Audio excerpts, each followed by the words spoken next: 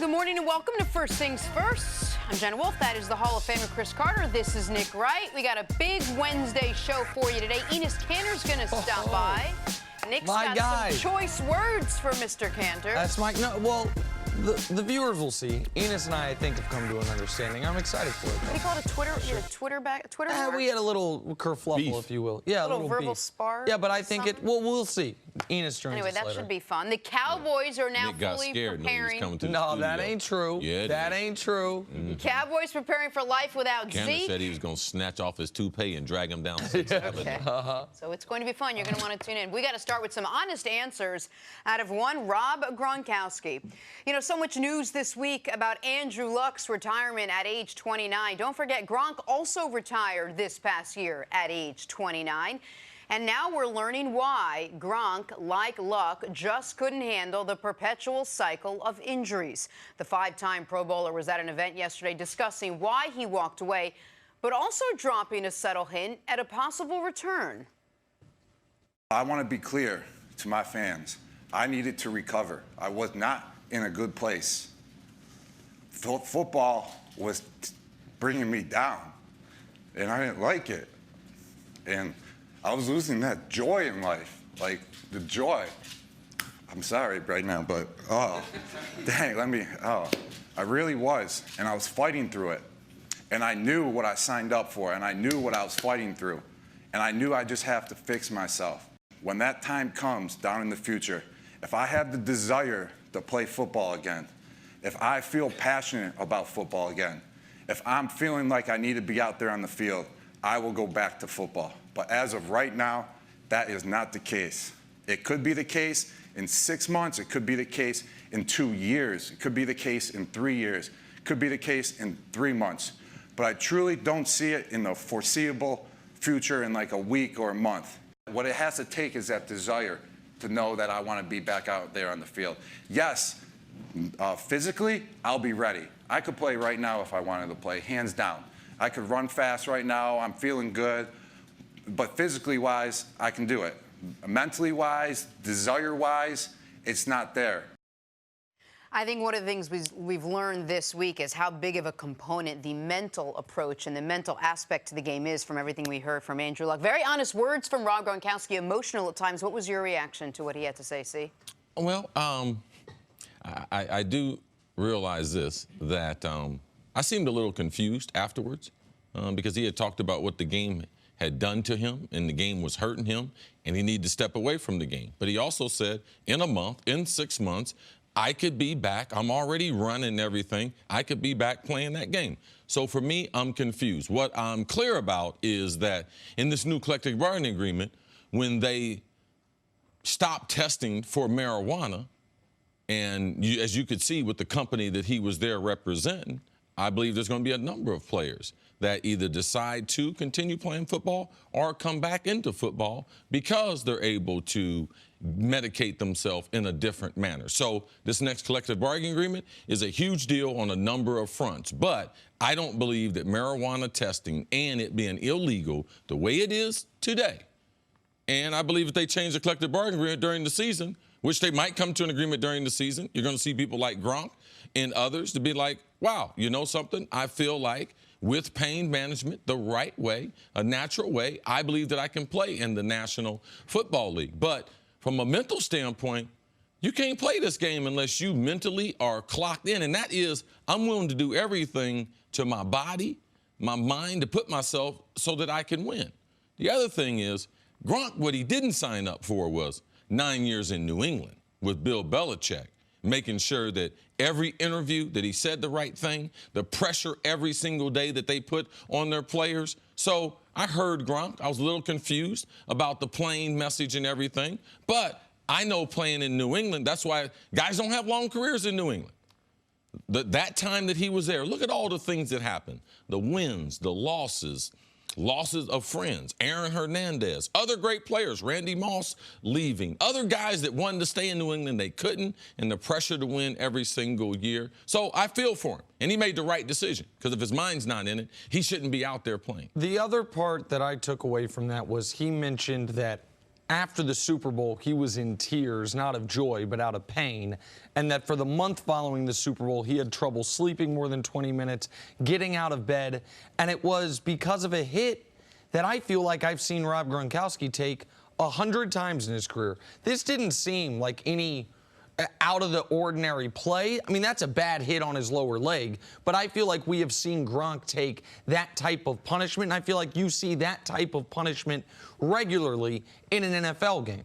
And the reason that it stuck out to me was because I think the average fan, the viewer, has a hard time realizing even a play like that, the level of brutality, the lasting impact, the level of damage it can do. So tell people, because he did describe that, they had to actually take out 1,000 milliliters of blood from that quad just from that one hit alone. Absolutely. Over the course of a couple of months. It just would not heal. He got his quad drained, as you're describing, and he talked about how he had trouble for weeks sleeping more than 20 minutes at a time. And while on replay you see it, he gets hit really solidly right in his quad, but that wasn't a hit that during the game, right, I think anyone said, oh my God, is he going to come back on the field? And he, of course, continued to play and continued to go out and make the single biggest play of that game. So I understand why, for Gronk, if after winning another Super Bowl, you are in pain instead of in joy, why you might say, this isn't fun for me anymore. And I don't think it's coincidental that we've now in the last 5 years had 4 separate guys who at different times in their rookie contracts were considered potential future all-timers. And Patrick Willis, Calvin Johnson, Rob Gronkowski, and Andrew Luck all said, you know what, at least for the time being, I got what I came here for. I got either enough money, enough memories, enough of the two combined that I can now step away, because if you are that caliber of player, by the time you get to your second contract, you do have the type of financial security that gives you the ability that if you have lost the passion or if football is no longer fun for you, that you can move on. So I don't think it's going to be a long list of guys, right, but I don't think that Andrew Luck and Gronk and those guys are going to be the end of players who we feel like, wow, their careers ended 4 or 5 years earlier than we would have expected. But one thing we can't do, we can't assume that all these football players loved football. There's a difference in loving football and loving the benefits of football. And typically when you get to a certain mark, if you get to that mark financially, you can walk away from the game. So to say that all these guys, the football was knocked out of them, I've been in too many locker rooms and I know. It varies in the degrees that people love football and how much they want to win and how much they want to sacrifice. And you can believe with the amount of money that's in the game, you're not going to see it in the NBA because you can play in the NBA. Man, it's easy. Like, you can't get hurt the way you can be hurt in the NFL. And they allow the veteran players with the guaranteed contracts to be able to milk out those last few years. NFL, you can't do that. Gronk can't go out and be a special teams player. He can't be a role player after being a star. So for me, it's just the beginning. You will see more people walk away. It's no different than in the coal mine. All right? You think people would work in the coal mine as many years they did with the hazards they had if they could retire? No. And once they got independently wealthy, you know what they do? Hey, you know something? I don't have to do this anymore. And that's what you're going to see on a regular basis because the money is there. And you get $20, $30 million in the bank. Why would I jeopardize my brain or my body the rest of my life? Why would you do that? Right, unless it is something you just truly, deeply love. And I think Chris's point that for some people, football is a passion, and for some people, it's a means to an end. It's the one, maybe the only or one of only a couple paths to early retirement, to wealth, to fame, whatever you're actually searching for. I think every profession, especially where the average salaries can be 6 or 7 figures, there's a bunch of people in it for the money. Yes. You think every lawyer, every doctor's in it for the practice medicine? No, to make people better? No, absolutely not. For the benefits of it, to have that tag on those initials on their name, to say, I was in the NFL. There's a lot that do that, not only in the NFL, but also in other professions. And in reading just more about this, a lot of players talked about how they didn't want to let down their parents or coaches who'd been with them since they were little kids, and it was just the path that they followed. They knew no other way. You play here, year, you play in college, and then hopefully you get drafted. It's what we talked about with Ricky Williams. He just didn't love football, and I think when he walked away, we were kind of surprised. Well, how do you not love the game? And I think Ricky's on one end of the spectrum. I think Gronk did and does love football, but he got to a point to where he didn't need it anymore. So, like, I think there's different. There are people that will play until multiple teams until they get cut, then go try out again. There's Ricky Williams on the other end of the spectrum. I'm not sure exactly where Gronk falls, but he clearly, at the moment, feels like he got what he came here for. I think Ricky Williams loved football. Ricky Williams loved team sports. Ricky Williams couldn't deal with being in society. He had Social issues. Anxiety Yes, that was his biggest problem. My first day I played my last year with the Dolphins, Ricky Williams, man, he was a pleasure as a teammate. No, absolutely. So, no, there's different varies of reasons, but if he could have dealt with it and controlled his anxiety socially, I believe he would have had a long career because he loved the game. But the pain that Gronk talks about, part of the harsh reality, is a reminder of it that come with playing the game of football. Take a break. Coming up, will Cam Newton be ready to play Week 1 against the Rams? That's next on FS1. You can always check us out on the Fox Sports channel. It's on Sirius XM. We'll be right back. Keep telling you, stop messing with me, man. Everybody ain't meant to play that game.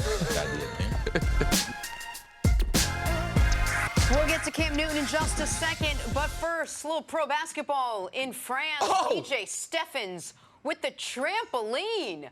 Boom. Throwing down, don't miss. Up, man. Why is he playing in France? I mean, that is nice. Great timing on that rebound. I mean, that was elite. Yeah, his face was at the rim. All right, Giants practice now. Daniel Jones dropping a nice dime to Benny Fowler, who manages to keep both feet in bounds. Man, I was out of town during the Danny Dimes phenomenon last week. Everyone getting all hyped up, excited over a few preseason games, see? Where you been, Nick? Man, it's been going on for a month, man.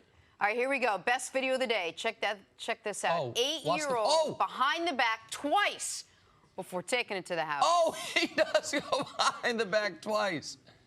That is, I mean, not the greatest tackling I've ever seen, but this is. Yeah, that's awful cute. He couldn't play against my team. If I'm coaching the red team, I'm going to wrap him. I'm going to tell guys, just tackle the football. That's not. I used to take my kids out and scout the other team and everything to get them ready. Oh, okay. All right. Moving on to the latest now with Cam Newton. He sprained his left foot in last Thursday's preseason game against the Patriots. Yesterday, he was back on the practice field for the second straight day. Cam was finally healthy after off-season shoulder surgery. Head coach Ron Rivera said he has no doubt Cam will be ready to go in Week 1. So, CeCe, what do you think the biggest key will be for Cam to have a good year this season?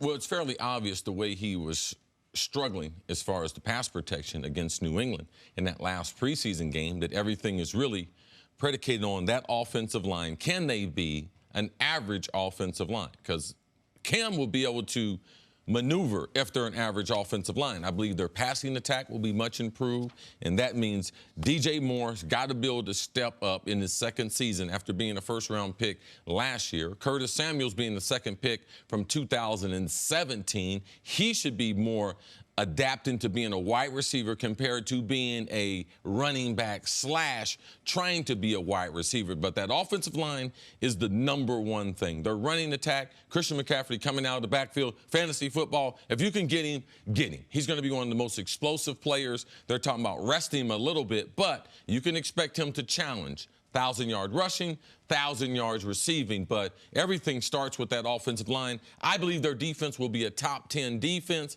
Every time Carolina's good, they win double digits. Their defense is good, but their playmakers on the outside to be able to help Cam, because I believe the throwing motion will help him with his accuracy. And one of the reasons that offensive line performance in that preseason game against the Patriots was so disappointing and so surprising to many was that was supposed to be massively upgraded from last year. Last year, they had lost Darrell Williams to a dislocated kneecap before the season. He's back. They brought in Matt Paradis from Denver. They had their two guards back, so the interior of the offensive line was all together except for the center, which switched out for Khalil, who had a down year. You thought the offensive line, and I still think, by the way, the offensive line can be fine. Not a great offensive line, but not what we saw against New England. And if that's the case, this Panther team absolutely should be able to get back to the playoffs and potentially win that division. We talk a lot about their 6-2 start last year, but it wasn't just the 6-2 start. If you dig into those nerdy numbers you make fun of me for, Jenna, the Football Outsiders DVOA, where they talk about ranking the best teams, midway point of the season, the Panthers were the 3rd best team in the NFL, with the 5th best offense in the NFL. So before Cam got hurt, this didn't just look like a team that could win 10 games. It looked like a team that could compete with the Saints and the Rams to be the best team in the NFC. With Cam playing really well. Well, that's the other part of it. You're absolutely right. Cam was having, according to those same advanced numbers, the best season of his career, better than the first half of that MVP season even, and then it all fell apart. Now, their defense last year that you said, when they're good, they have a top 10 defense. Second half of last year fell apart, but I think they addressed it. They brought in Gerald McCoy. They brought in Bruce Irvin. They drafted Brian Burns from Florida State as a pass rusher. They all of a sudden should be back to Panthers football on the defensive side of the ball with Eric Washington as the D coordinator. So I think what happened against the Patriots was an aberration. I think what we saw from Cam the first half of last season, we will see throughout this season. I'm very high on the Panthers and Cam this year, assuming DJ Moore does what you're talking about, which is give Cam his first true number 1 option since Steve Smith was there early in Cam's career. It feels like there's a lot of they'll do well, assuming Samuels and Moore play well, assuming Greg Olsen stays healthy, assuming that shoulder doesn't bother him, the throwing motion, he's up to speed with that, assuming the offensive line is improved, assuming there seems to be a lot of if-then. Do you feel comfortable, though, with the people and around Cam Newton right now going into the start of the season? I'm concerned about Cam's health. That's the number 1 thing. But when you look at all the top teams that we have, if you want to go back to the teams that were in the championship game, let's go to the Saints and let's go to the Rams. Man, are the Saints going to develop someone opposite of Michael Thomas? Can Can he handle the full load with Ingram being gone? The Rams, is Jared Goff going to make the step? Are they going to have any linebackers this year above 250 pounds? AFC, Kansas City, their defense is one of the worst all time. There's question marks about every single team.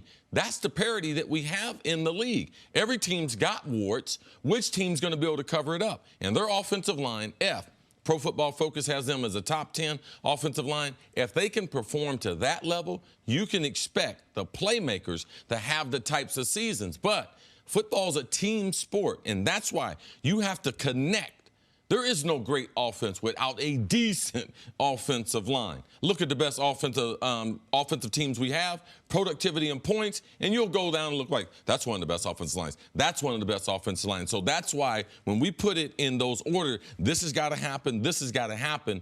That's the story of the NFL. With all the good teams, you need a lot of things to happen. Yeah, I don't think it's so much that the good teams don't have questions as much as the bad teams don't have answers. You look at teams that you expect to be bad, there are not a lot of questions. We know Miami's going to struggle supporting Josh Rosen on the offensive line. We know that a team, for instance, the Jags, do not have quality wide receivers. Right. We know the teams that we have real concerns about don't have a ton of questions. They have a lot of answers. They're just the wrong answers. It's very rare you go into a season, even with the team you think is going to be the best team in the league, and say, man, I got no questions about it. The last time I felt that way about a team was the year after the Pats went undefeated. And you went into the year saying, man, what's their weakness? And then Bernard Pollard blew up Tom Brady's knee, and the weakness was exposed. So it's that the parity in the NFL is that, to Chris's point, it's hard to go into a season being like, man, that team's going to win 13 games.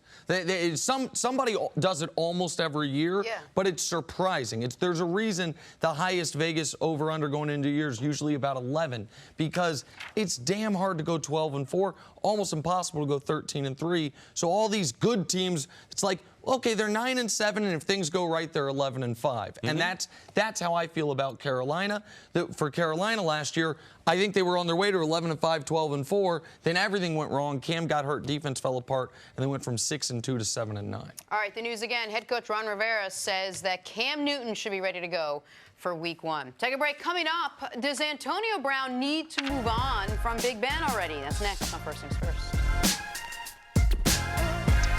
On Saturday on FS1, NL East division rivals collide as rookie sensation Pete Alonso powers the Mets. How good has he been of late? against Bryce Harper and the Phillies. The action begins 3:30 Eastern, 12:30 Pacific on FS1 and the Fox Sports app. Mets better turn around quick now. 4 straight losses. And coming up at 8:15, the Celtics news center Enes Kanter joining us live in studio to break down Boston's chances. Also break down Nick's new hairdo. So you're not going to want to miss both of those topics with Enes Kanter right here live in studio. Coming up in just a little bit. Time for us to go viral. Carli Lloyd reportedly received an offer to kick in an NFL preseason game after this video of her nailing a 55-yard field goal made the rounds on social media. And football isn't her only hidden talent. Throwing out the first pitch at the Phillies game last night, delivering what looks to be a strike. From the rubber. Yeah. Good at football. Yeah, low strike zone. Strike them. Baseball, decent at soccer. She plays with the U.S. women's national team. They're taking on Portugal at 7 Eastern tomorrow on FS1. I think one of the teams, actually, that they're not releasing the name of it, called and wanted her to come in tomorrow night to kick. Absolutely. In the 4th preseason game, she Yep. can't because of this. So it was a legit excuse. But no, she says she might consider training for it and trying out legitimately in 2020. A man or woman, very hard to make an NFL team at age 38, which is what she would be. But, man, that Don't matter for a kicker. And that 55-yard field goal, that was through the skinny uprights. Like the uprights that they narrow for preseason. It was for through the skinny upright. She does have the leg, but can she do it under the pressure, in the elements? And she's got to shorten up her approach. Field goal kickers can only take 3 steps because if they take more than that, they're going to block it. In this, she took 5 steps. So 5 steps help you kick it longer. She has to be a little quicker. Can she get it up with that same distance? But definitely should get an opportunity. Man, that'd be a great story. That'd be unbelievable. All right, time for stories to start your I hate morning. to rain on somebody's parade, but you can't be 5 steps. 3 steps is required. You do your thing, weatherman. The Cowboys continue to move forward without Ezekiel Elliott, who remains in Cabo, awaiting a new deal. Reportedly been working out with Hall of Famer Marshall Faulk. Faulk said, quote, "Zeke's fitness is great. The only thing we can't simulate is the contact. See, how hard is it to stay in football shape, not just shape? It's impossible. I mean, you can run on treadmills, you can get trainers and everything, but the thing that you can't do, you can't assimilate the 2-a-day practices and the body contact, running with people, avoiding people, with people on your body. You can't assimilate that. Yeah, you can push a sled, you can put them in a harness, but human interaction, no, you can't simulate that. Marshall, but they're doing the right thing.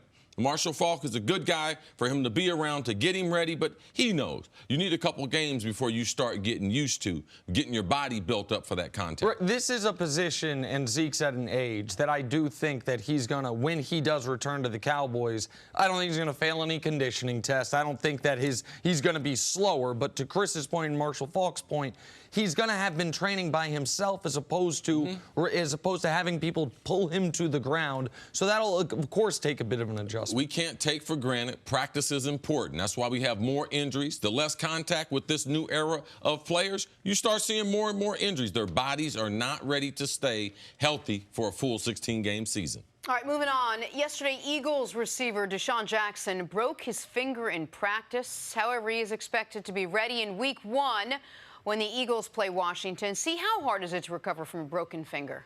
Not for a speed guy like D-Jack. We've said on this show so many times, no player in NFL history has scored more touchdowns of more than 60 yards than him. So the ball traveling in the air 45 to 50 yards, it's easier to track. And also, he's a body catcher. He's not a hand catcher, so he can cradle that ball. Get him a couple balls quick in space, let him run.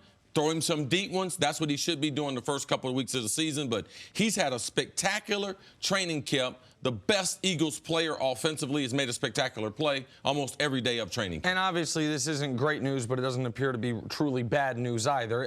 But to your point about how good of a training camp he's had, if he is vintage Deshaun Jackson, that is the key that could unlock a top 5 offense for Philadelphia. Yeah. To me, they check every box except for, do you have a legitimate over-the-top threat? You mentioned he has historically been one of the best of those in league history. If he continues the trajectory from this training camp, that he could be the biggest key on that Eagles offense aside from Carson Wentz. And he's one of those kind of guys, he can run when he was young, going to be able to run in the middle age, and when he get old. You can go to L.A., race him in the streets, man. He'll barefoot race you, man.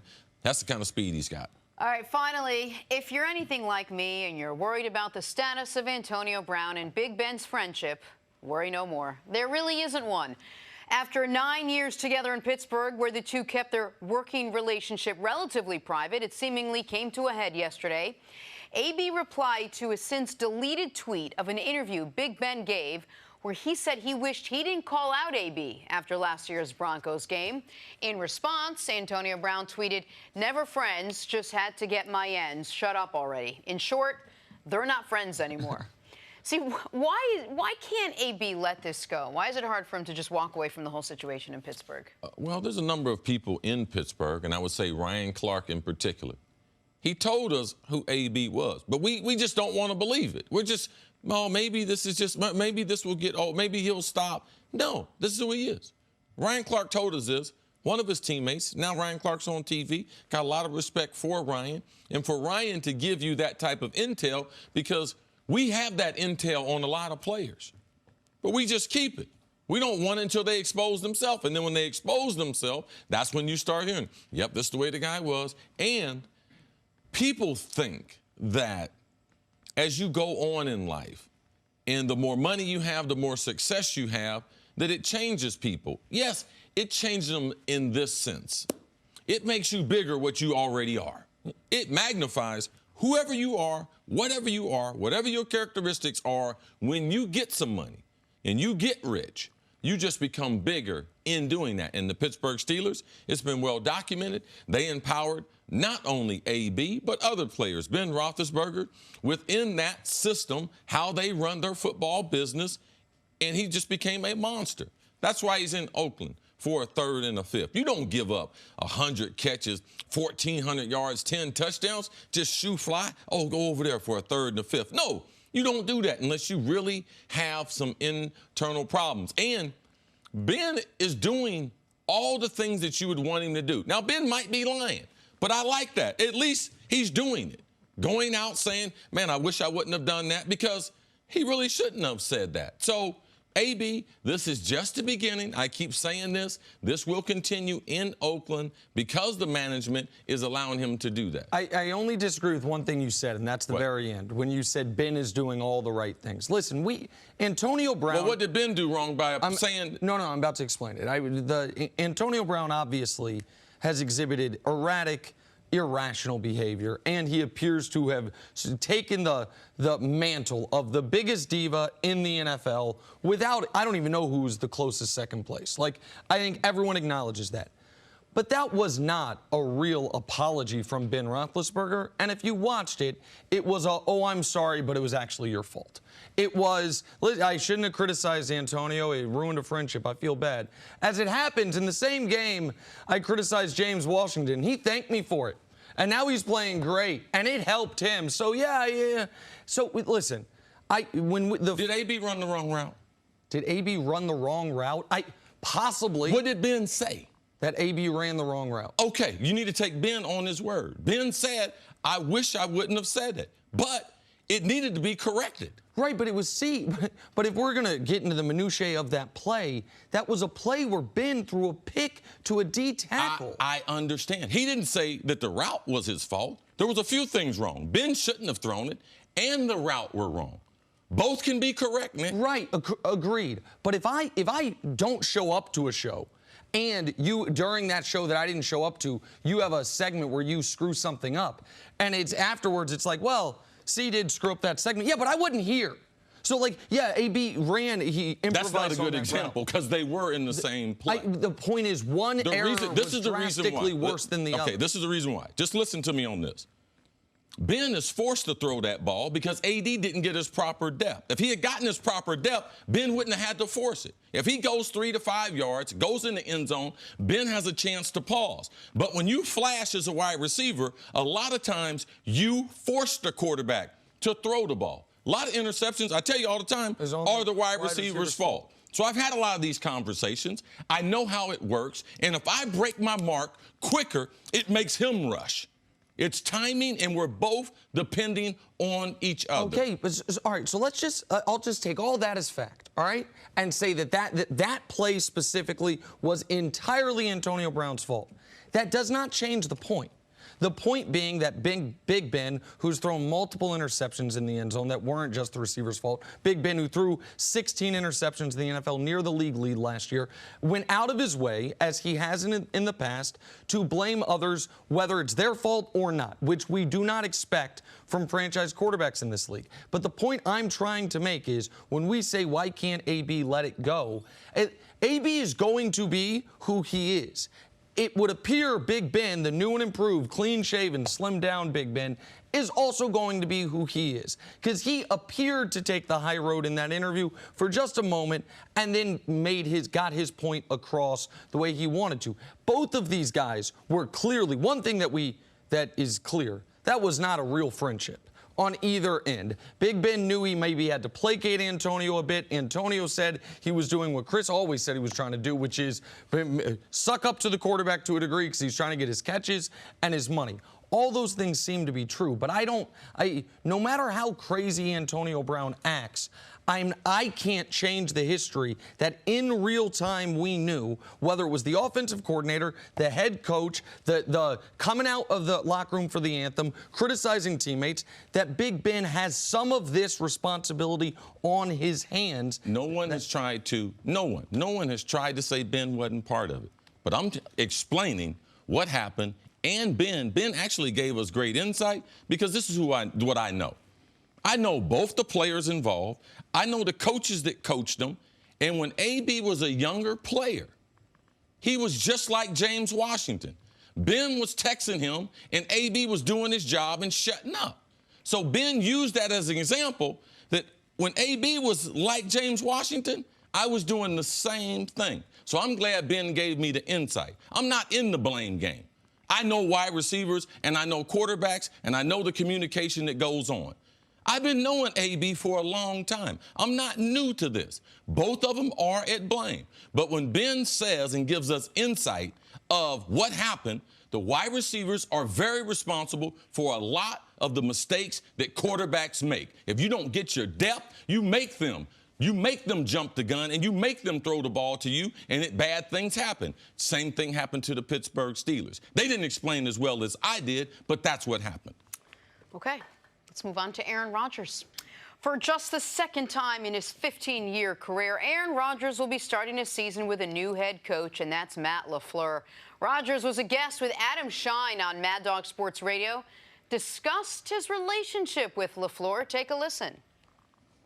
He's in every meeting. He leads every install. We spend time one-on-one as well, talking about things. There's been a lot of great discussions, a lot of creativity on both sides. I think he's done some really, really smart things. He's not come in and said, hey, the pass scheme was terrible, this is what we're going to run. It's been a good blending of some of the things that we're really good at, and then some of the great schemes that he's bringing to us from the places that he's been. And that's what makes it fun. It's the challenge of learning a new system and a new language and new code words and checks and terms. And then, pairing that with some of the things that we've done really well over the years, things that, I maybe liked. He gets up in a room and shows clips and talks about why this is better. And, yeah, that looks better. Yeah, we'll do it that way. And then vice versa, Every now and then when I bring up something that, I think this might work better, or I like that we did this in the past, he's like, yeah, that makes sense. Let's do it that way. And that's, that's fun.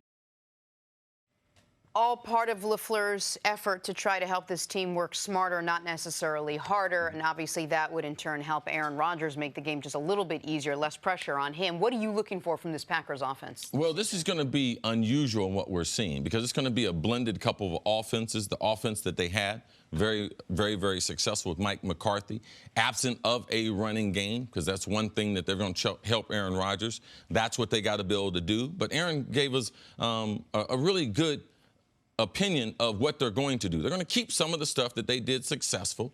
So you're going to see some of the stuff with Green Bay you're going to be familiar with. The other stuff you're going to have to either look to Atlanta or look to San Francisco with Kyle Shanahan. So they will mirror what they did. So in talking to Matt Ryan this offseason, it's a hybrid offense. Green Bay is going to run a hybrid offense because they're blending two systems together. They had great deal of success, especially the combination, Devontae Adams and Aaron Rodgers. But everything is, can they run the ball?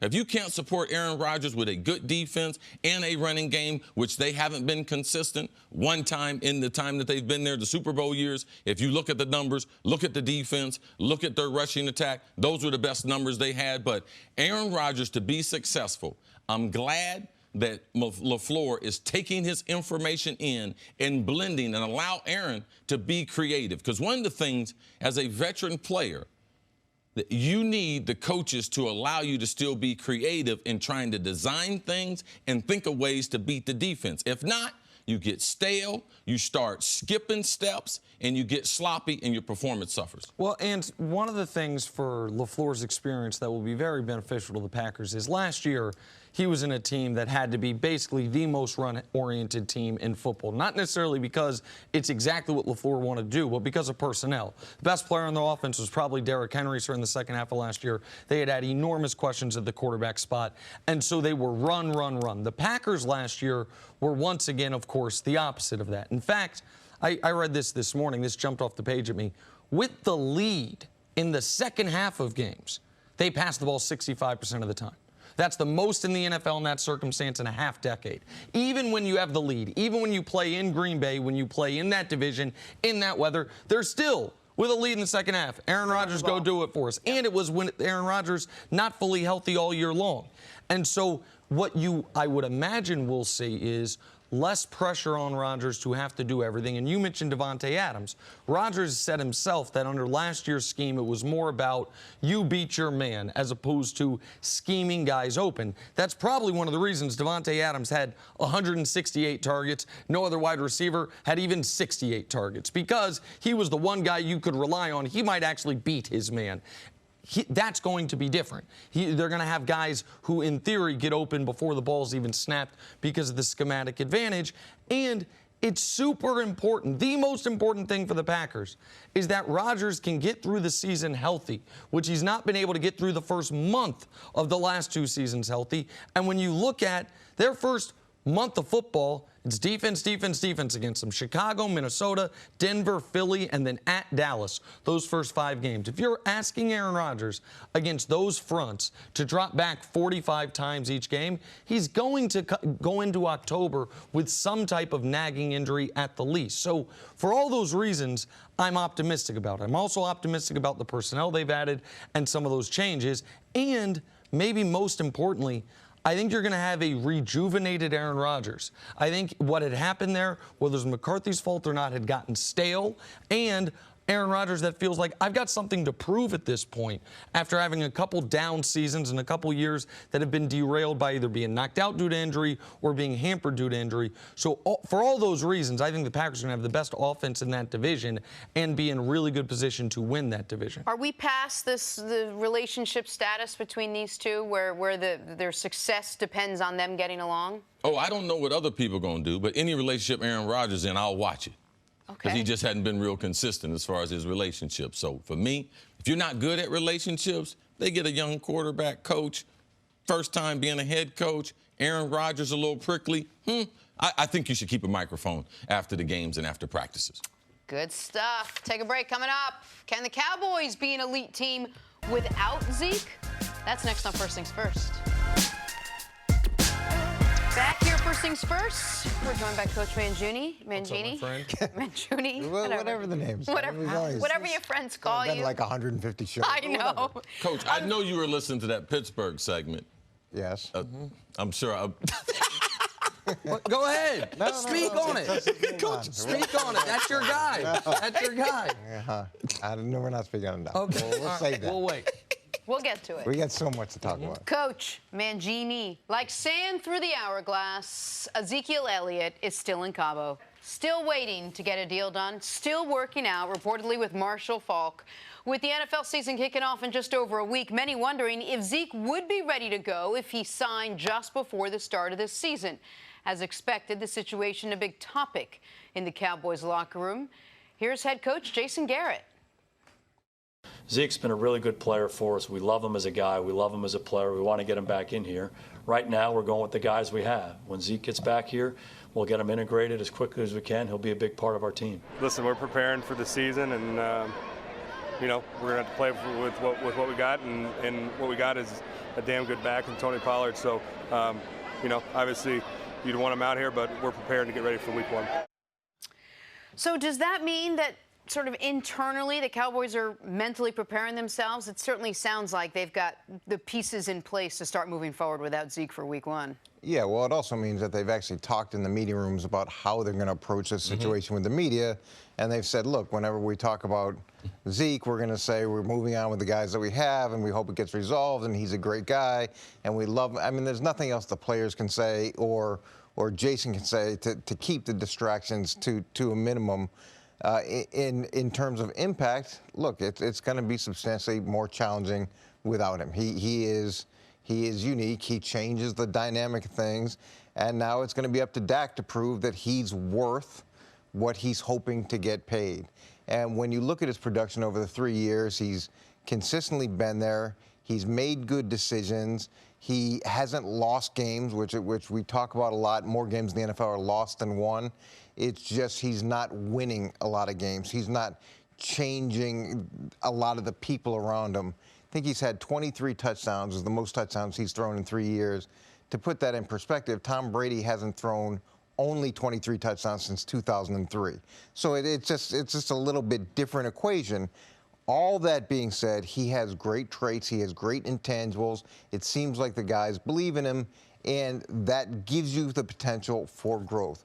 Do I think this team will be competitive? Yes, they'll absolutely be competitive in every game because of the way that they're structured, the things that they do defensively, and his approach. Do I think they'll be dynamic? No, not initially, and it's going to take some time for the new offensive coordinator to get his feet underneath him as well. And the reason that, in a question about Ezekiel Elliott, you spent most of the time talking about Dak Prescott, rightfully so, is because these two guys are inextricably tied together. Not just because of the same draft class, they've been there, but because of Dak's, at the moment, very apparent deficiencies that Zeke has whatever leverage he has and has the import on this team that he does. I think the Cowboys' general philosophy that echoes the rest of the league, which is running back is becoming a fungible position and you don't want to pay a running back a ton of money, in general, I think is correct. And if Dak were the guy that a select few think he is, which is a force multiplier, which is better than Carson Wentz, a franchise quarterback already, then I'd let Zeke chill in Cabo. I'd let that contract offer stay exactly where it is and try to call his bluff. See, how much time are you really going to miss? Are you really going to sit out not only one regular season game, but multiple regular season games? But because, to my eye, Dak has not appeared to be that guy since his rookie season, Zeke has real leverage. Zeke has real impact because the Cowboys should, week 1 against the Giants, beat them. Without Zeke, to me, that game's a coin flip. Without Zeke, to me, the Giants, we can say what we want about Eli, and I certainly had, but right now, Eli and Dak, there's not a great difference in what they are this moment as players. It's one player's on the way up, one player's clearly on the way down. Saquon would be the best offensive player either team has. All of a sudden, you start looking at that game and say, oh, Giants got a real shot. That's where Zeke's impact is. So are they a playoff team without him?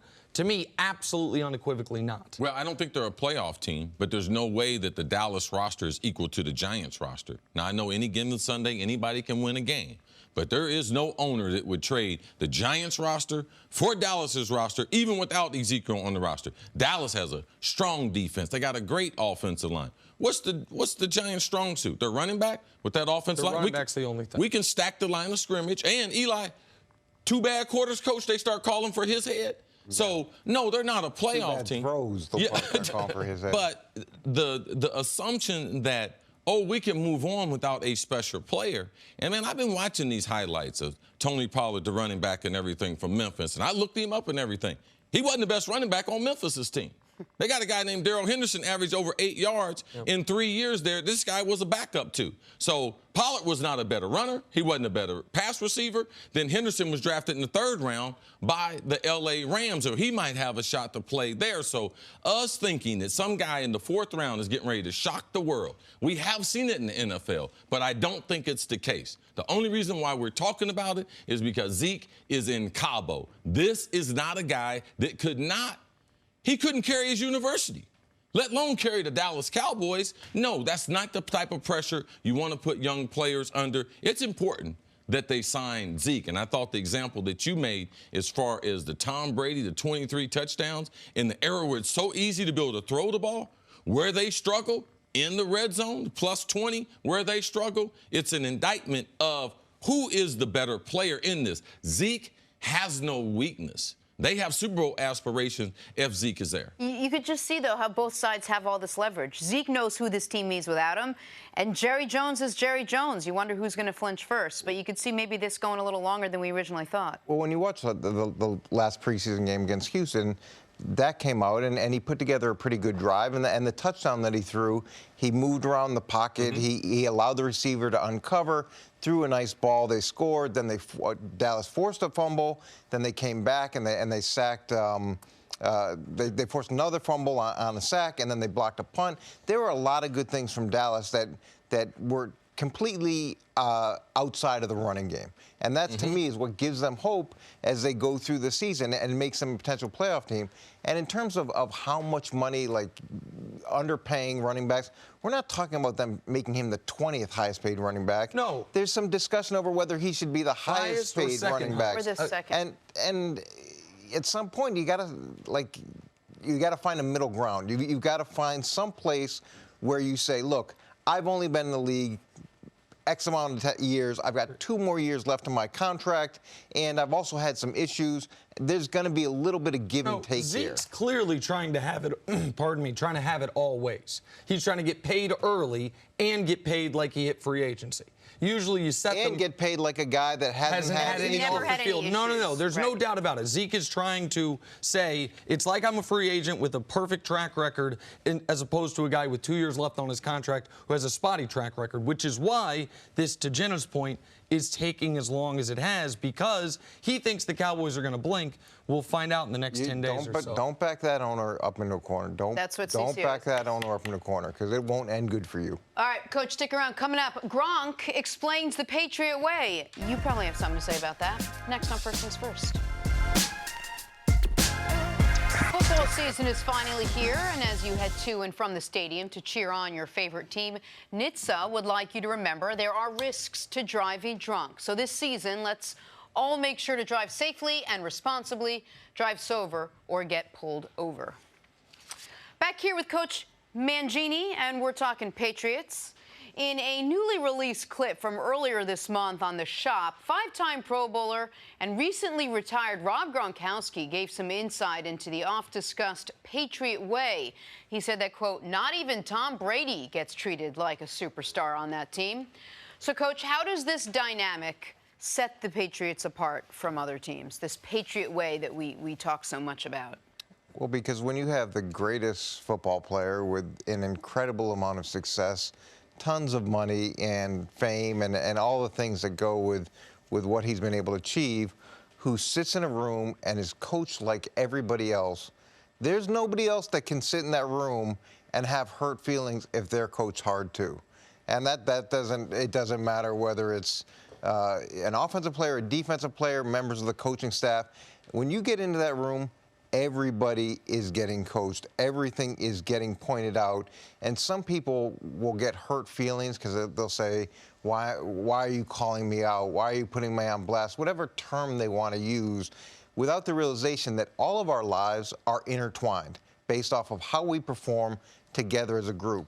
So by pointing out the things that someone can do better It's helping all of us collectively. And if there is a problem, the group understands there's a problem and we need to get it fixed. And if you don't work to fix it, not only is the coach going to get on you, but the rest of the group is going to get on you as well. So it's the way sports should be. People should want to be coached and want to improve. But there's this bravado, I would imagine, especially in pro sports, where people bristle at the idea of someone giving them constructive criticism. And with the Patriots, people say all the time, why don't more teams do it like them? Why don't more coaches do it like Belichick? It's the same thing you would hear. Implement the Patriot way. Absolutely. And the same thing you would hear in the NBA with the Spurs. Why don't more people do what Greg Popovich does? Why don't they model that system? We have, in both sports, 2 decades of basically uninterrupted success. And I think the biggest reason is exactly what you said.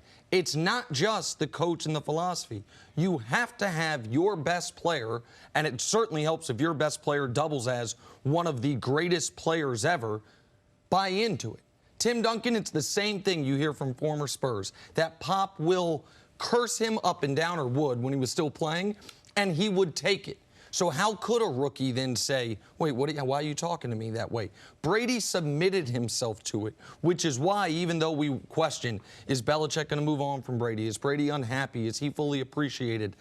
Their partnership is so special and so unique because Brady bought in. Now, I know Brady wasn't the #1 pick of the draft like Duncan wasn't always a superstar, but within 4 years of starting, he had 3 championships. And within 7 years of starting, he had a league MVP and the greatest quarterback season ever. He's played another dozen.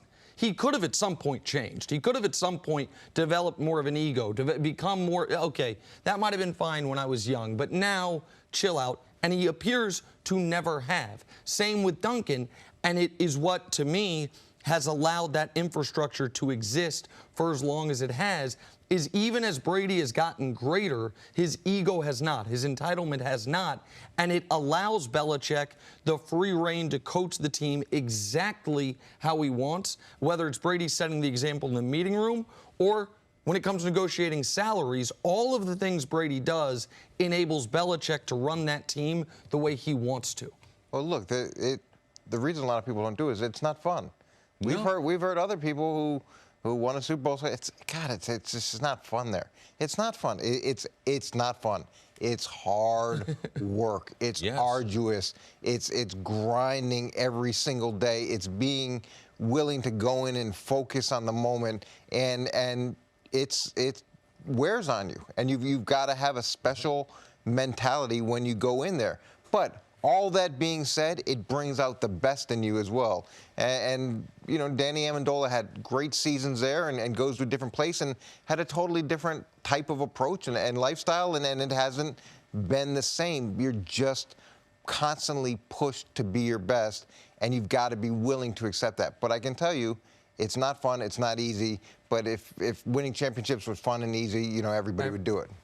Outside of Derek Jeter, no person that I know has a better rejection list than Bill Belichick. I'm going to show you a typical. Week number 11, 2014. Pats beat the Colts. They score 42 points. Jonas Gray rushes the ball 37 times, 200 yards, 4 touchdowns. He played only 4 more games with the Pats, only touched the ball 20 more times. A few weeks later, he was late for a meeting. Bill Belichick cut him. All right? So let me tell you some other notable players and coaches that he's moved on for. Only one that's better is Derek Jeter. Danny Amendola, Drew Brees, LeGarrette Blount twice, Deion Branch, Super Bowl MVP, Malcolm Butler, Jamie Collins, brought him back this year, Trey Flowers, Chandler Jones, Ty Law, Deion Lewis, Matt Light, Chris Long, Willie McGinnis, Lawyer Malloy, Randy Moss, Logan Ryan, Asante Samuel, Richard Seymour, Nate Solder, Wes Welker, Vince Wilfork, Adam Vinatieri, and Mike Vrabel, who's currently coaching. So if you guys think, we can say that it's Brady, but it's not. This is how Belichick's going to run a team. And players believe that they'll win. Even if Brady wasn't there, they're going to win because they teach so many principles about football that work. You know what they did in the playoff after 15 games? Oh, man, that team's not any good. We're not that explosive. Best receiver, Josh, suspended. We're going to go back to the 80s and 90s and run the ball. Chargers don't have a linebacker over 245 pounds. In the Super Bowl, Rams, don't have a linebacker over 250 pounds. So y'all can give the quarterback a bunch of credit, but his ability to teach football at a high level, and it's not, I try to say this all the time, and the people I talk, it's not what I know in football. It's what I can teach and or explain. And no one is as good as Bill Belichick. There's always 3 phases of the game. He is trying to win all 3 phases. No one has coached the game better than he coaches. Coach, this is a question we always talk about. When you left New England, did you try to implement that when you started coaching in Cleveland with the Jets? Did you try to take, that infrastructure or some semblance of it and sort of, try to do it wherever else you went? Yeah, but it's not just about infrastructure. It's an approach. It's a philosophy. It's a philosophy. Buying in. It's a philosophy. Well, it's not just players buying in either. It's how you want to set up your organization. And look, owners will say that they're ready. Yeah, this is what I'm buying. Oh yeah, I'm buying. Coach, come over here, do whatever you want. And it's there's turbulence when you go to a place, especially if there's a coach and you hear it all the time, players coach or not, a disciplinarian, whatever it is. When you transition, there's a difficult period that you go through until people understand the way things work. And that turbulence is not for everybody. Sometimes when that happens, people grab parachutes and they jump out of the plane. You've got to have time. You've got to be able to bring in the right type of people. You've got to be committed to a certain type of character of the people that are going to make up your room. And then you've got to treat people the same, but it's also got to be a very disciplined approach. And it's hard. It's especially hard in today's NFL. But that's the other built-in advantage the Patriots have built in for themselves, which is while other teams, particularly teams in their division, have been chasing them, and because they've been chasing them, they've brought in multiple different coaches. They've brought in multiple different quarterbacks. They've brought in multiple different systems. The Patriots have 20-plus years of the same. Now, coordinators change, but sometimes they come back, like Josh McDaniels does. Sometimes Dante Scarnecchia goes to Rhode Island, but then you can bring him back. You don't have – the hardest part for any coach, I would imagine, is the first couple years. But in today's NFL, a lot of coaches, that's all you get. If you're Steve Wilks, you only get one, actually. And so there is an element of the Patriots don't have to reset while everyone else is. And Coach and I have talked about this off the air a bunch of times. I wonder if you just had the league average, whatever that is, coaching staff, but you told them, we're going to give you 8 years without a doubt, write it in stone, what that would look like at the end of that time just because of continuity. The Patriots have the guy who Cris says, and I agree with him, is the greatest teacher of football ever with 20 years of continuity. And, oh, yeah, by the way, the greatest quarterback of all time to go along with it. That's how you go to a Super Bowl every other year. Can we also take a step back here and give Robert Kraft a ton of credit? Robert Kraft went and hired Bill Belichick and gave up a first-round draft pick for him when the guy had one winning season in 5 years in Cleveland. He spent a year in New England. Mr. Kraft got to know him, and he was willing to take that chance and then give him some time and deal with the turbulence when everybody in New England, because I was there and heard all the reports every single day, thought it was one of the worst decisions in football history. Well, meanwhile, who's the second longest tenured coach now? Maybe in Pittsburgh? It's Mike Tomlin. And they've been successful for a long time, so you're right. Maybe Pete Carroll right after Pete that Carroll, in Seattle. exactly. All right, Coach, we'll see you later in the show. Coming up, hey, is Cam Newton the best quarterback in the NFC South? Next on First Things First. Boxing action is coming your way on Fox. The American Dream. Erislandy Lara going toe-to-toe with Ramon Alvarez for the super welterweight title. You can catch it all Saturday, 8 Eastern, 5 Pacific on Fox and the Fox Sports app. And coming up at 8:15, the Celtics news center, Enes Kanter, joins us live in studio to break down Boston chances, to talk about his role on the team, why he chose Boston, and, of course, to discuss Nick's hair. I'm going to see if he can defend the pick and roll. He's going to see if my hair is real. It should be very fun. Cannot wait. That is must-see television. 8:15 this morning, Enes Kanter. We'll get to Cam Newton in just a second. But first, professional basketball in France. DJ Steffens flying in, throwing down his own miss. I don't know what part of this young man's game needs improvement. It must be a bunch of it, because he only played one game in the NBA last year. But with that athleticism, they should fight. Whatever you need to do, man, your left hand, your jump shot, work you know on he it. can't shoot, man. Dude can jump like that. You know the reason why he ain't in the NBA. Dude can't shoot, man. Next up, Giants practice. Daniel Jones dropping the dime to Benny Fowler, who makes a nice catch here. Keeps both feet in bounds. If there was an MVP of the preseason, you can say Dave Gettleman, his pick of Daniel Boone Jones is it. Wow. Who played Daily better? Dimes. I've never seen a narrative switch so quick before a regular season game's even been played. I'm all right, hold here out. we go. Here we go. Video of the day. Check out. This 8-year-old goes behind the back twice. Yeah, he can't play for me, man. One. I know y'all parents is excited about, oh, look at Giant Little Cute. Man, your football fundamentals is awful. What would you tell the opposing team, Steve? Oh, we getting ready to tackle the ball. And take his little head off. These dudes is scared. Hold on a second. They ain't trying to hit 83. What you doing? Get off the grass. So an 8-year-old... You get worms on the ground. Get up, son. Get up. Keep your head up. See what you hit. An 8-year-old, you say tackle the ball. At what age do you tell him hit him where they've been? Oh, I need to know that he know what I'm talking about. Okay. All right. That's maybe 12-year-old. If he a Division I prospect, I let him hit him around his hip area. Oh, yeah. So cute. Time for drawing a blank. Ron Rivera says he's got no doubt Cam Newton will be ready to go in Week 1. The Panthers will need Cam to be 100% in that tough NFC South division. See, the NFC South quarterback you would want starting for your team in Week 1 is blank. I got much respect for Drew Brees, but I'm going with Matty Ice because I like the other parts around it. Calvin Ridley coming off a 10-touchdown season, best wide receiver season as a rookie since OBJ's rookie year. Him and Julio had a great offseason together. He's a hard worker. I'm going with Matty Ice because the Saints defense gets off to a slow start.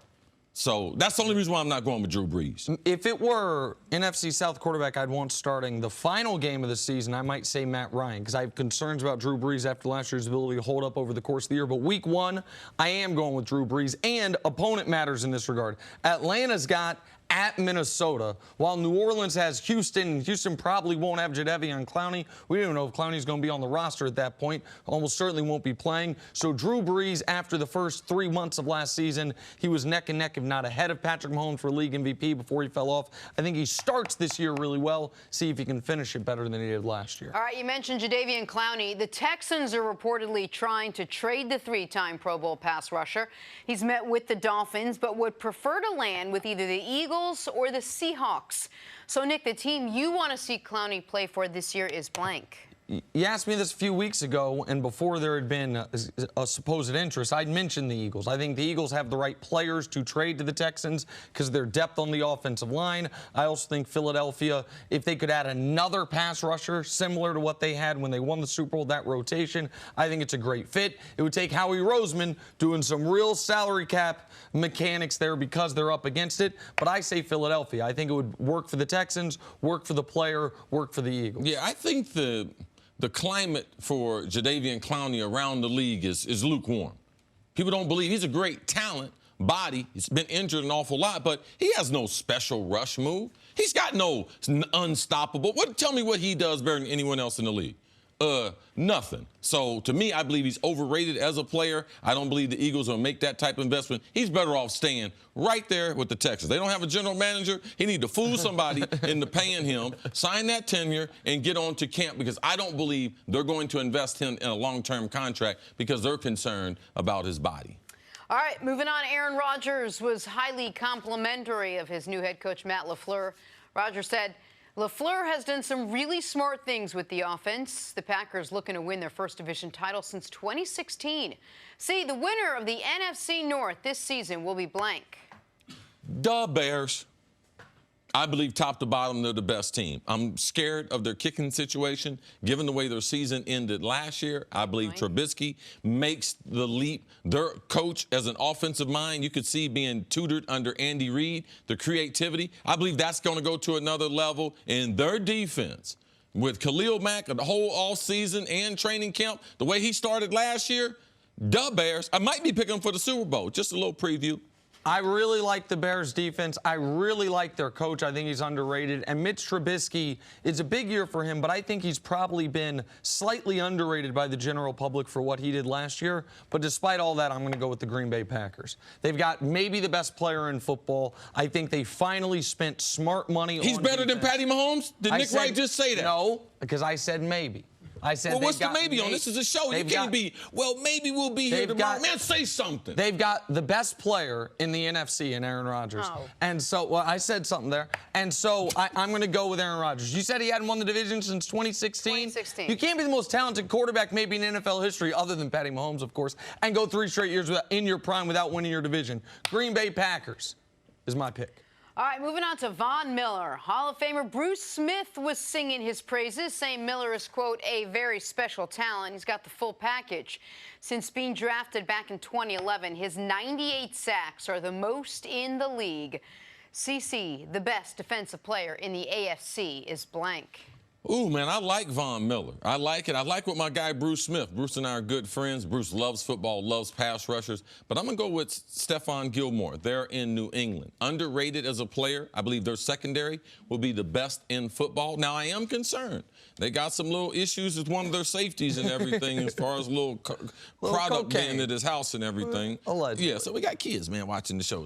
Just a powdery substance. So Stephon Gilmore, shutdown corner with Belichick, add more responsibility. Last year, he comes up with that big interception in the Super Bowl. They depend on him to be great. I believe he's underrated watching play this year. Stephon Gilmore is a great, great player, and it proved the Patriots right once again. One of the rare big money free agent signings they make. However, I'm going to go with Bruce Smith. Bruce Smith, who I think, by the way, might be the most underrated, all-time great. He never gets talked about when we talk about the greatest defensive players ever, and he absolutely should. I think he's right. Well, when I'm with him talking, he talk about it. Oh, okay, all right. When he might talk about Chris, it I know himself. them shows, they don't talk about me, so let me tell you. Like, you always talk about Reggie White, Chris. No, what about me? Yeah, okay. But Von Miller's my answer. Von Miller, really, since 2 years before they won the Super Bowl, maybe he's been holding that mantle as the best pass rusher in the AFC, the best defensive player in the AFC. So I'm going to go with Von Miller. Got better Chubb on the other side. Absolutely. It's harder to double team him. I think he had 14.5 sacks last year.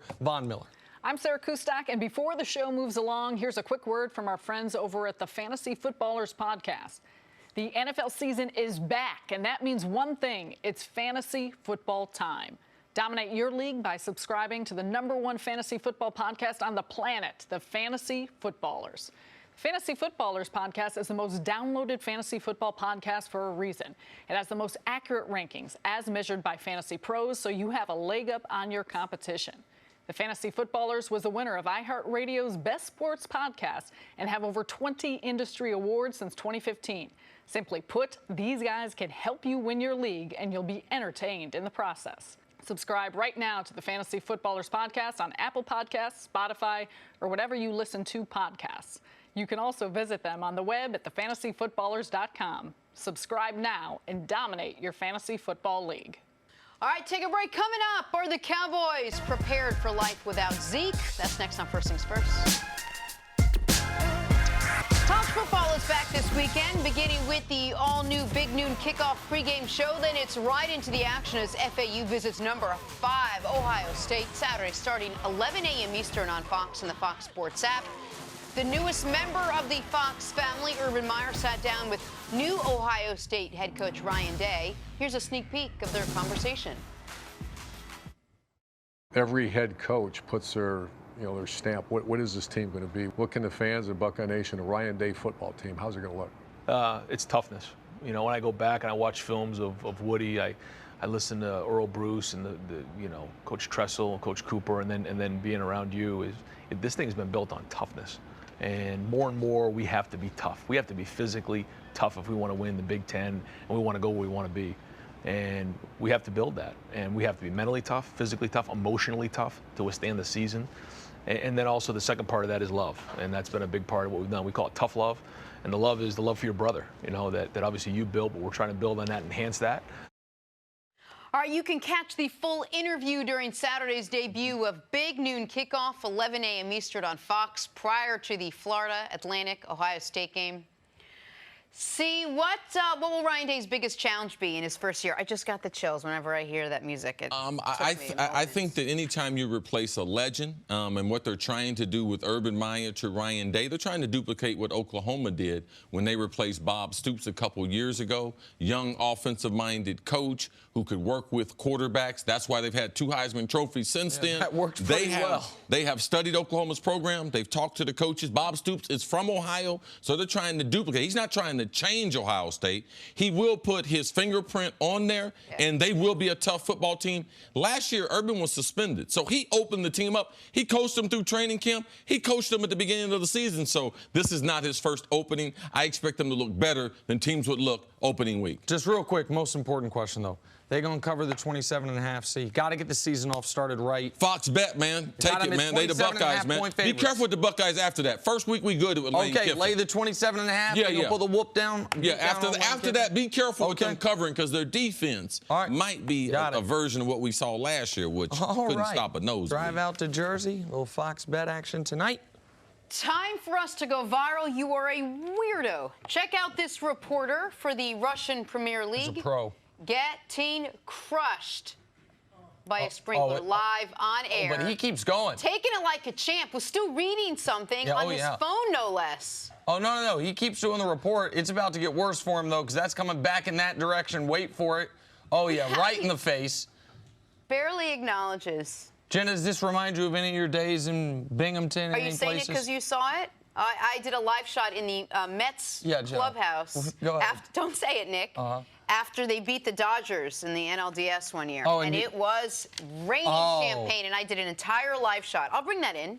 If I bring it in, I'll Okay, thank you. I appreciate it, because I didn't catch it live because I was 7 and I didn't live in Binghamton. But otherwise, I definitely would have checked it out. You were the worst. I thought that guy was your cousin, man, with the hairdo there, man. What? That dude had a little, he had a little comb over there. His was natural, though. Okay. Stories to start your morning. World Cup star Carli Lloyd was reportedly offered a chance to kick in an NFL preseason game tomorrow. She had to turn it down. She had a good excuse. She'll be facing Portugal tomorrow on FS1. But Lloyd says she'll consider pursuing the opportunity in 2020. Nick, how cool would this be? It would be amazing if she could get it done now. I mean, this is, and I think anyone that's rooting against her in this is just doing it for either attention or to be a jerk. Now, odds are stacked against her, not necessarily because she's a woman, because she's 38 years old and never played football. But kickers can play. Seaman Vinatieri's how old? Is he 48 at this point? So kickers can play a long, long time. There's obviously adjustments she'd have to make, but I'd give her a shot. And we saw her make that 55-yarder on those narrow goalposts, which are about half the width of a regular goalpost. So, yeah, if she trained for a year, I think it would be a real possibility. My Hall of Fame mate, Morton Anderson, never played football before he came to this country. He's the leading scorer in the history of the National Football League. Never played before. They gave him a chance. Now he's an American citizen, just became American citizen last month. So don't tell me what can't happen. Give her an opportunity. She's got the leg. She's got to shorten up her approach. But, yes, they should be looking at someone in soccer. They've already looked at the men. They should be looking at the women. All right, in an interview released on Sunday, Ben Roethlisberger said he wished he didn't call out AB for his route running against the Broncos last season, and that doing so ruined their friendship. Yesterday, Antonio Brown replied, tweeting, "Never friends, just had to get my ends. Shut up already." Spicy tweet, which has since been deleted. See, what do you think of AB's perspective? Oh, I'm not surprised at all. He's finally starting to tell us the truth. He was there to try to get rich. Pittsburgh Steelers and Ben Roethlisberger, his success, and they're confident that Ben could throw the ball as much as they could. That's how they developed so many wide receivers. But I'm not surprised. This will be one of many stunts that we see from AB because he seems empowered since he got the money. And he's with a franchise that seemed to not care. And where they don't have someone else in the locker room of his stature, in fact, of higher stature like they did in Pittsburgh. He is, next to Gruden, the face of the Oakland Raiders. I do find it interesting, though, that the Steelers obviously knew what this relationship was, knew who AB was better than all of us, and they still, up to the last moment, were trying to get him to agree to come back. But he wanted money. They didn't want to give him a new contract, and so they ship him off to Oakland. But listen, Antonio Brown has taken the mantle. I don't know who he took it from. Maybe it's been in purgatory since T.O. retired, of the biggest diva in the NFL by an enormous margin. So this shouldn't shock just about anybody. Yeah, T.O. did something like this when he left San Francisco when he talked about Jeff Garcia. Flamed him on the way after making several Pro Bowls with him as his quarterback. All right, to the Cowboys now. Ezekiel Elliott is still in Cabo, still waiting to get a deal done, still working out, reportedly with Marshall Faulk. With the NFL season kicking off in just over a week now, many wondering if Zeke would be ready to go if he signed just before the start of the season. As expected, the situation a big topic in the Cowboys locker room. Here's head coach Jason Garrett. Zeke's been a really good player for us. We love him as a guy. We love him as a player. We want to get him back in here. Right now, we're going with the guys we have. When Zeke gets back here, we'll get him integrated as quickly as we can. He'll be a big part of our team. Listen, we're preparing for the season, and you know, we're going to have to play with what we got, and what we got is a damn good back in Tony Pollard. So, you know, obviously you'd want him out here, but we're prepared to get ready for week 1. Yes, it's the company message, but it certainly seems like they seem to be trying to prepare for life without Zeke, at least in the early going. Can they do that? Can the Cowboys compete without Ezekiel Elliott, CC? Compete for what? Like, can they compete to be 8-8? Can they compete to be 10-6? Are they a wild card team? I think they're out of the wild card race because Zeke's a dynamic player that he's the force multiplier in their offense. Well, I know they got Amari Cooper, and Dak was outstanding the last 8 games, but he wasn't outstanding without Zeke being there. We act as if Zeke had missed a half a season, and we know that, man, Dak, we can throw the ball 45 times, and he can carry him. No. He's the one who helped that offensive line. That offensive line, the last 3 years, went from great to good. And Zeke has been able to still been one of the best rushers that we've had in the league. With the number of touches that Zeke has touched the ball in his first 3 years, he should be asking for a raise and to try to get that security because one play could end his career. But are they a playoff team without him? No. He's the best player on the Dallas Cowboys football team. And if you look at the top 15 teams that we have in the league, which team can you take off their best player and be like, oh, you know something? They're ready to kick it in because that guy behind them, he's called a backup, and they're called backups for a reason. Much respect to him. He wasn't even a star in college. He was a backup in college behind Henderson, who was drafted in the 3rd round by the Rams, who averaged over 8 yards. So for us creating this narrative of this offensive line so good that they can even make Pollard a star, let's stop all that. Let's recognize Zeke as a special player that what he is. And your point about who could you remove the best player from, I think is a really good one. And you could do it with just basically go across football, even if you say not counting quarterbacks, because quarterbacks are so irreplaceable. The only team that I think you would make the argument for is New England because they'd figure it out. But if New England didn't have is Stephon Gilmore the best player on their team now? And you can certainly make the argument. No, Tom Brady, man. What's wrong with you? I said aside from quarterbacks. I said if you just don't include quarterbacks in the discussion. I think that Hightower. Hightower. Okay, so because he calls the defense. Sure, either one. New England might be the only team, but whatever you think of the Chiefs, if they lost Tyreek Hill, whatever you think of the Rams, if they lost Aaron Donald, any of these teams, they're going to go backwards in the standings a game or two at a minimum. And the Cowboys don't have a game or two of margin of error. The Cowboys right now would have to have incredible injury luck and turnover luck in order to match the Eagles on paper. Without Zeke, even if they have injury and turnover luck, they're fighting for their best case scenario is 9 wins, and they're probably a 7 or 8 win team. With Zeke, their best case scenario, I believe, to be 11 wins, and they're probably a 9 or 10 win team. That's what the margins are in this league. Right. There's 3 teams in the NFC North Sea that, if they don't have Zeke, I think are better than them. Minnesota, Chicago, Green Bay. There's 3 teams in the NFC South that, if they don't have Zeke, are better than them. New Orleans, Atlanta, and Carolina. That's not even talking about their own division or the West. So what are they without Zeke? Mediocre. What are they with Zeke? A potential playoff team. That's his only leverage in this situation. Yeah, I'm glad you mentioned luck because you might need some luck in this next segment. Oh, really? You're going to be lucky if you don't get slapped Coming or up something. next, Celtics center and you deserve Kanter it. is in the house. What's up, bro? One of my new best friends. Man, I appreciate it. snatch Thank you him so by his much. hair, man. Ain't nothing but a hair weave. Good, Drag him down 6th Avenue like you told me, bro. Oh, don't be hugging him. I got to hug him first. I got to give him love first. I got to give him love first. Welcome to First Things First, man. First, let's talk some NBA. so many changes around the league this summer, including the Boston Celtics. Kyrie Irving and Al Horford left town, and they were replaced by Kemba Walker and Enes Kanter, who is joining us now. Good morning, Enes. Thanks so much for being here. Good to see you, Enes. How are you? Always good to see you guys. We have a lack of height on the show, so it's nice to have What are you cheesing about, Chris Carter? This is in my dream. I thought I'd be doing the show. Of course, Jenna and I have been fans from our previous life and everything. I could see us doing the show together. Thank you. Definitely. Yeah.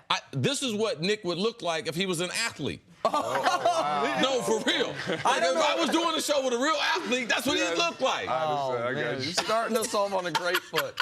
Thank you for taking the time. And thank you for inviting me. And if people don't know, I'll just be very brief on this.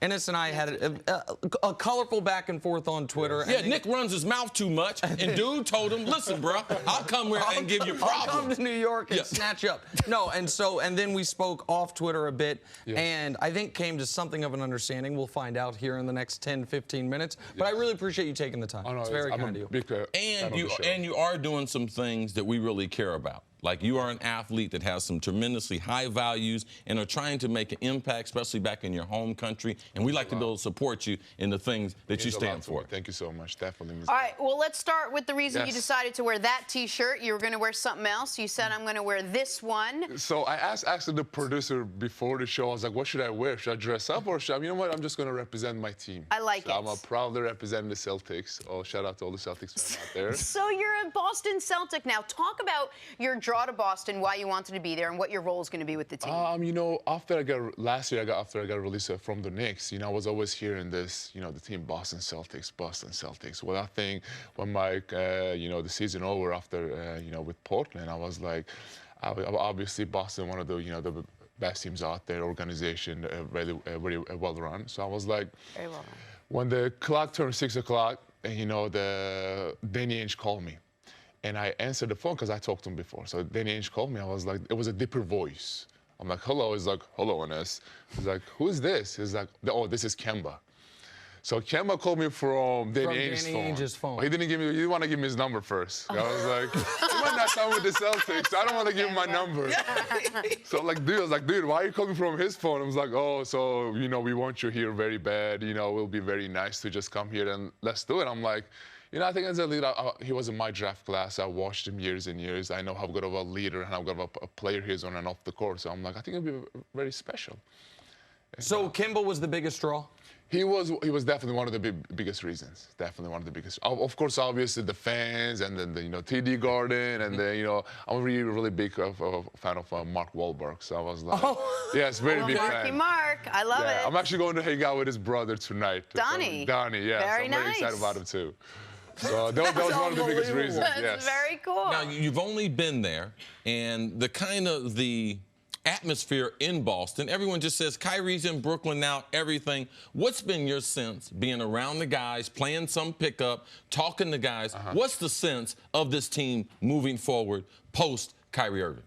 Moving forward, I will say first thing I look at that team, look at that organization is like the first thing comes to my mind is family.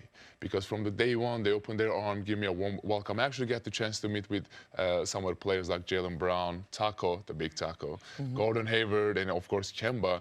And obviously they're all good guys, willing to learn. I think we have something really special. I feel like, you know, we can definitely, you know, shock the world.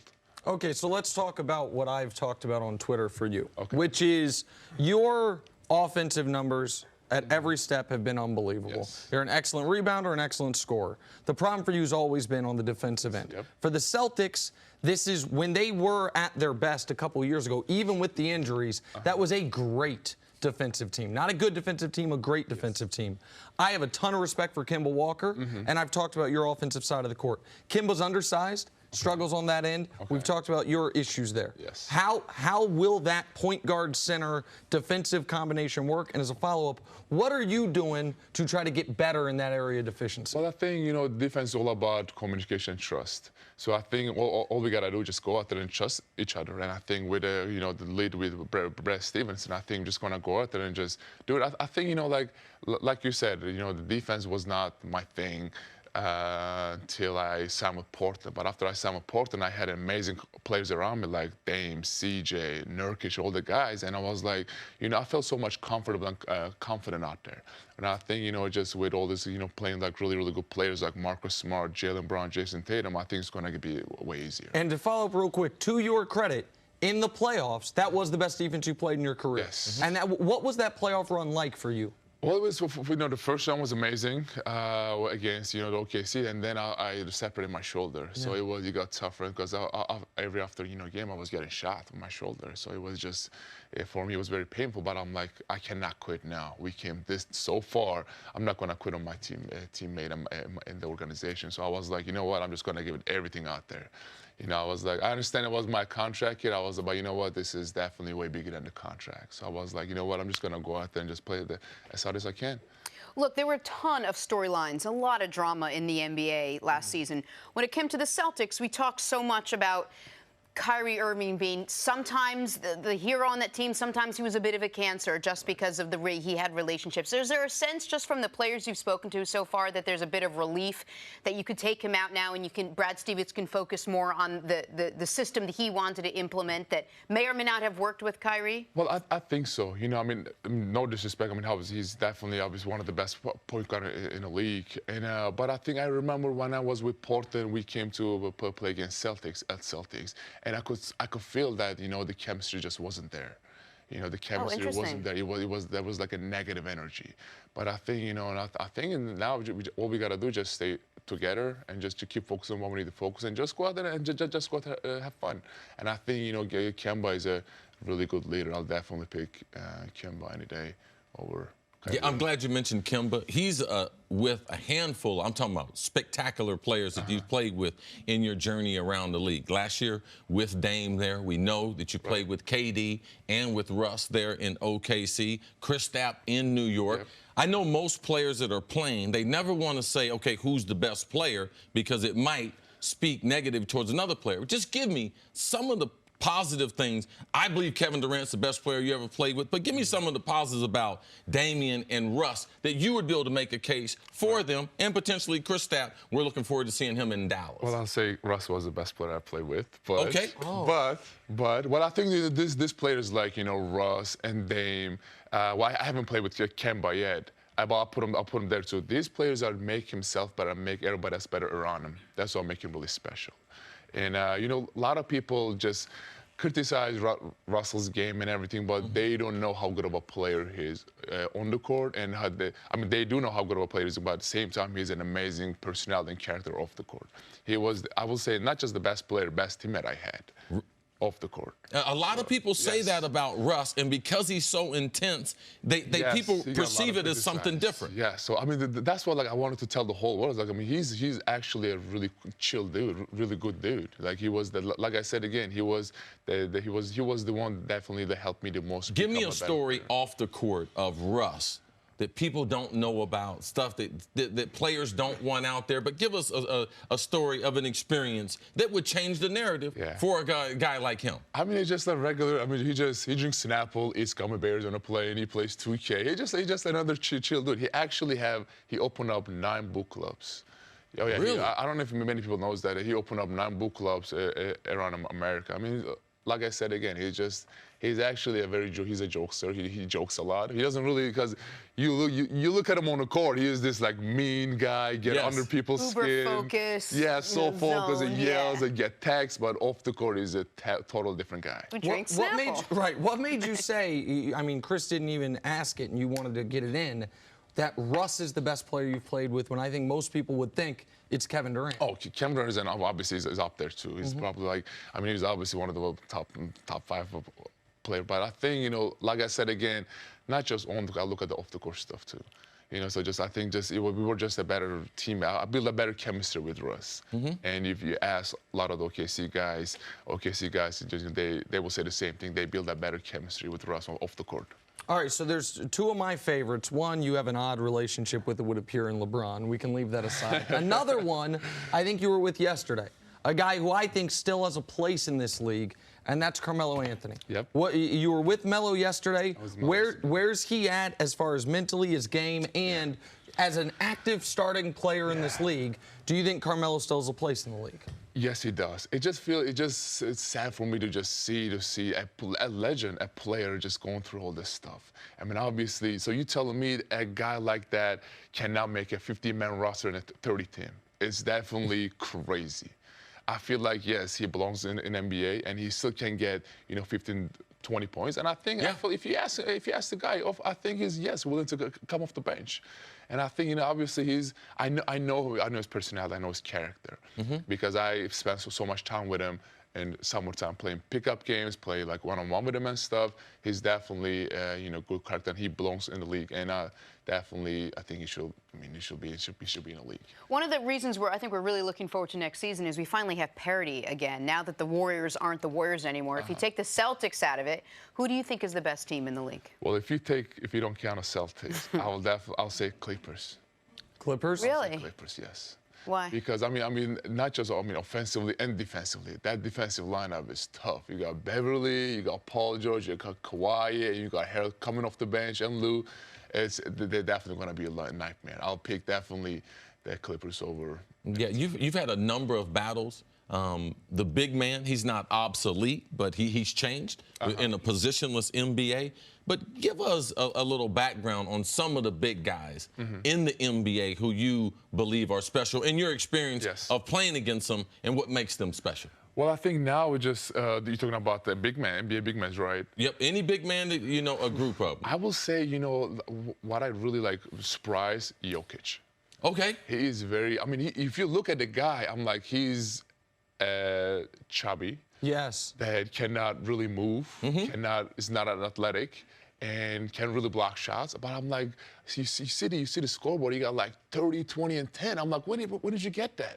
And obviously you cannot double. Well, he's able to do everything: pass the ball, pick and roll, pick and pop, and he makes his teammate better. I think that's what makes him really special. People think I pick on the Celtics and pick on Enes Kanter. People in Denver, would say a little bit. Yeah. People in Denver would say it's Jokic.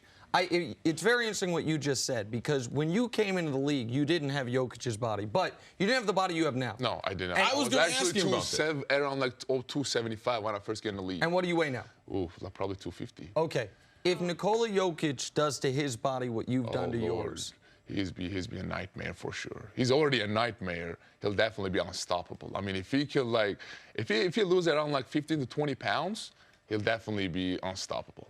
As much as I'd like to ask you about how you lost the 15 to 20 pounds, you set up about 40 different kids camps in and around the country. That's such great work. Tell us what your draw is to that, why you spend the time doing it. Well, I think, I remember we had exit meetings, and after exit meetings, we have team meetings and stuff. So after the team meetings, always the people, the players talk about, how they're going to sit at home, play video games all day, how they're going to just go to vacation and stuff. I wanted to do something different. I think, we have so much ability to just go out there and inspire millions of people. Yeah. I'm like, you know what? I asked my manager what's the record is. He told me that by doing an NBA player, the most NBA camps is 9. I was like, let's do something crazy. So we organized 45 free basketball camps. Wow. And I don't need their money, because some of the players are charging like $300, $400. It was just so crazy to me that you charge a little, because some people can afford it, some people cannot afford it. And I wanted to go somewhere that, NBA players never stepped on before. I went to this place in Alabama Evergreen. This guy told me last player was here was Shaq. He stopped to eat a burger and left the town. Really? I'm like, come on, man, this is crazy. So that's why everybody goes to like New York, LA, or Miami to do basketball camps. So we definitely go like the North Dakota, Idaho, South Dakota to do free basketball camps. And if people, I don't want to put you on the spot. We don't have to get into it too heavily here. But you also you're in a legitimate political battle? Yes. Is that what to say? I mean, you're not allowed to go back to your home country of Turkey, and people can do their research on it. But this is what you and I talked about offline, this is where I have tremendous respect for you, is your ability to balance that. You had one of those camps canceled, maybe with pressure internationally. You set it up somewhere else. You were, during the playoffs, you were fasting, correct? And during Ramadan, there's so many really interesting things that you're doing, and things that you have to work through that the typical NBA player player doesn't. And to that, you do, even from me, you get tremendous respect. Tremendous respect. And you got tremendous respect for me. All that on itself. Man, when you told Nick Wright he got the worst hairpiece on TV, that right there, bro, that right there was priceless. All right, Kanter, let's try. Can I touch? Go ahead, mess it up. Okay. Hold on, put him on camera. Go ahead. Be careful. Go ahead, mess it up. Is it fake or real? This is actually looks real, but I've been watching the show for 3 years, and it's getting longer, and you got the middle stage. That was the worst. You got the middle stage. I'm like, what is this? Is it like we're in a wig? That middle stage was pretty bad. This is the weirdest thing ever. Yeah, man, but you said it gets longer. Feels real. America. It is real. That's the trick, man. What do you mean that's the trick? It feels real, bro. Okay, you know what? That and his height. I feel like Trump right now. You can pull it. It don't matter. I mean, what do you want from me? Thank you, before we get out of show, I got a surprise for Nick. I got a little surprise for Nick. Surprise. And I know he hates I love surprise. the Celtics, but I want to give him I want to give him a jersey. Everybody, all America. I made this actually last night. I wanted to do this. That is. You got it right. Wait, did you go to the NBA store and do this? I made it just for you. Wow. If we make it to NBA Finals, I want you to wear this and cheer for us. Listen, hey, it's going to be hard for me to ever cheer for the Celtics. I will cheer for you from now on. Thank you for listening to the First Things First podcast. Remember, leave us a review and tell us what you think. Subscribe to the podcast on Apple Podcasts and catch us on FS1 Monday through Friday, 6:30 a.m. Eastern. For Cris Carter and Nick Wright, I'm Jenna Wolfe. So long, everybody.